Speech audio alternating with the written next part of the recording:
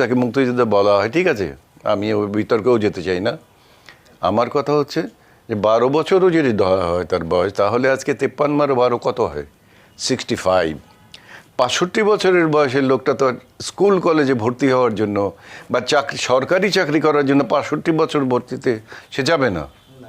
কাজে এরা যারা এই কোটাটাকে রাখতে চাচ্ছে, তারা তো মুক্তিযোদ্ধাদের জন্য রাখতে চাচ্ছে না, তারা নিজস্ব স্বার্থের জন্য রাখতে চাচ্ছে। কারণ কোনো হিসেবেই তো মুক্তিযোদ্ধাদের জন্য এটা পড়ে না। তার সন্তানদের জন্য যদি দিতে চাও, সেই সন্তানরা প্রায় দেখা যাবে যে সত্যিকারভাবে যদি একজন আমরা ধরতে চাই যে 20 বছর বা 22 বছর, তাহলে 50 আর 20 70 বছর, 70 বছরের ছেলের যদি বাবা হয়, তাহলে ছেলের বয়স হয়ে যাবে 40 বছর বা 45 বছর বয়স। সেও এখন কলেজে যাওয়ার জন্য বা সরকারি চাকরি করার জন্যে সে যাবে না, কারণ তার তো বয়স থাকবে না, সেটা যাবে না।